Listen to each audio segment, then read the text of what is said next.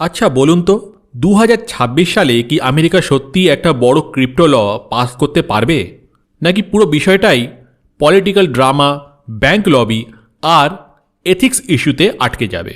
একদিকে কেউ বলছে চান্স মাত্র 25%, আবার কেউ বলছে 60% পর্যন্তও হতে পারে। মানে ইন্ডাস্ট্রি নিজেই কনফিউজড। চলুন পুরো বিষয়টা একদম সহজ ভাষায় স্টেপ বাই স্টেপ একটু বোঝবার আমরা চেষ্টা করি। প্রথমে আসি মূল প্রশ্নে। ওয়াশিংটনে যে ডিজিটাল অ্যাসেট লেজিসলেশন নিয়ে আলোচনা চলছে, সেটা যদি পাস হয় তাহলে পুরো ক্রিপ্টো ইন্ডাস্ট্রির জন্য একটা ক্লিয়ার রুল বুক তৈরি হবে। এখানে ঠিক হবে কে কাকে রেগুলেট করবে, অর্থাৎ এসিসি আর সিএফটিসির মধ্যে জুরিসডিকশন মানে কোন সংস্থা কাকে নিয়ন্ত্রণ করবে এর ভাগ করা হবে। পাশাপাশি নতুন ডিসক্লোজার রিকোয়ারমেন্ট মানে তথ্য প্রকাশের বাধ্যবাধকতা আর ইন্ডাস্ট্রি স্ট্যান্ডার্ড সেট করা হবে। কিন্তু এসবের মাঝখানেও সমস্যাটা কোথায়? উইন্টার মিউটের head of policy Ron Hammond বলেছেন এই বিল পাস হওয়ার সম্ভাবনা মাত্র 25%, যার মতে রাজনৈতিক টানাপেরেন আর মতবিরোধ এতটাই বেশি যে 2026-এর মধ্যে বড় আইন পাশ হওয়াই কঠিন।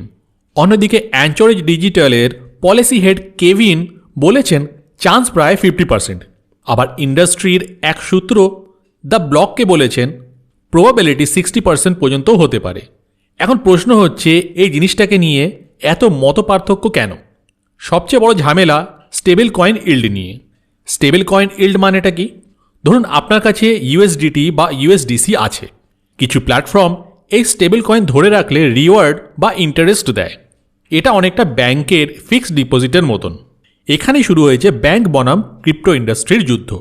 ব্যাংকিং গ্রুপগুলো বলছে যদি স্টেবল কয়েনের ইল্ড দেওয়া হয় তাহলে মানুষ ব্যাংক থেকে টাকা তোলে ক্রিপ্টোতে রাখবে, এতে কমিউনিটি ব্যাংক ক্ষতিগ্রস্ত হবে। কিন্তু ক্রিপ্টো ইন্ডাস্ট্রি বলছে এটা তো হেলদি কম্পিটিশন, যদি মানুষ ভালো রিটার্ন পায় তাহলে তো সেটা তাদের অধিকার। গত গ্রীষ্মে একটা স্টেবল কয়েন ল পাস হয়েছিল যার নাম জিনিয়াস অ্যাক্ট। এই আইনে ইস্যুয়ারদের ডাইরেক্ট ইন্টারেস্ট দেওয়া নিষিদ্ধ করা হয়েছে, কিন্তু থার্ড পার্টি প্ল্যাটফর্ম যেমন কয়েন বেস তার রিওয়ার্ড দিতে পারে। এখানে ব্যাংকগুলো চাইছে আরও কঠোর রেস্ট্রিকশন। এমনকি হোয়াইট হাউসে ব্যাংক আর ক্রিপ্টো প্রতিনিধি একাধিকবার বসছে এই ইস্যুতে। এক সূত্র জানিয়েছে প্রায় প্রতিদিনই রিওয়ার্ড নিয়ে মিটিং হচ্ছে। মানে বিষয়টা এত ছোট নয়, এটা এখন সেন্ট্রাল ফ্ল্যাশ পয়েন্ট। আর একটা বড় ইস্যু হচ্ছে এথিক্স কনসার্ন নিয়ে, বিশেষ করে ডোনাল্ড ট্রাম্পকে ঘিরে। ব্লুমবার্গের রিপোর্ট অনুযায়ী ট্রাম্প তার ক্রিপ্টো ভেঞ্চার থেকে প্রায় $1.4 মিলিয়ন আয় করেছেন। ওয়ার্ল্ড লিবার্টি ফাইন্যান্সিয়াল থেকে বড় অঙ্কের আয় হয়েছে। এছাড়া ট্রাম্প ফ্যামিলি প্রায় 20% স্টেক আছে আমেরিকান বিটকয়েন নামে এক মাইনিং ফার্মে। এখন বিরোধীরা বলছে এটা কনফ্লিক্ট অফ ইন্টারেস্ট, মানে স্বার্থের সংঘাত। যদি প্রেসিডেন্ট নিজেই ক্রিপ্টোতে জড়িত থাকেন তাহলে আইন কি নিরপেক্ষ হবে?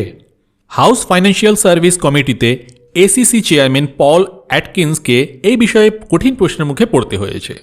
ডেমোক্র্যাটসরা বলছে আগে এথিক্স পরিষ্কার হোক, তারপরে আইন।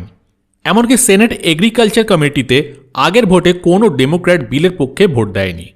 এখন পুরো বিষয়টা সেনেট ব্যাংকিং কমিটির হাতে। আগে একটা মার্কআপ সেশন হঠাৎ বাতিল হয়ে যায়, কারণ কয়েন বেস তাদের সমর্থন তুলে নেয়। নতুন ড্রাফট আসছে সম্ভবত মার্চে। এখন সবাই অপেক্ষা করছে নতুন ড্রাফটে কি লেখা থাকবে। আর একটা বড় ফ্যাক্টর হচ্ছে মিড টার্ম ইলেকশন। রন হ্যামন্ড বলেছেন ইলেকশন যত কাছে আসছে ক্রিপ্টো ইস্যু ক্যাম্পেন অ্যাড তত বেশি ব্যবহার হচ্ছে। মানে এটা এখন শুধু ফাইন্যান্সিয়াল ইস্যু নয়, পলিটিক্যাল ওয়েপনও হয়ে গেছে। এখন প্রশ্ন আসলে কার বেশি প্রয়োজন এই আইন? কেভিন ওয়েসকি বলছেন ব্যাংকদেরই এই মার্কেট স্ট্রাকচার বিল বেশি দরকার, কারণ তারা যদি স্টেবল কয়েন রিওয়ার্ড কমাতে চায় তাহলে নতুন আইন অবশ্যই দরকার।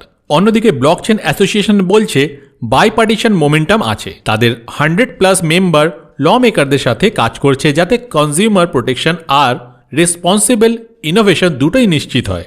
সব মিলিয়ে সিনারিওটা দাঁড়াচ্ছে একদিকে ব্যাংক লবি চাপ দিচ্ছে, অন্যদিকে ক্রিপ্টো ইন্ডাস্ট্রি দ্রুত ক্লিয়ার রেগুলেশন চায়। তার উপর এথিক্স ইস্যু আবার ইলেকশন পলিটিক্স পুরো বিষয়টাকে জটিল করে তুলছে। তাহলে 2026 সালে আইন পাশ হবে কি? 25%, 50% নাকি 60%?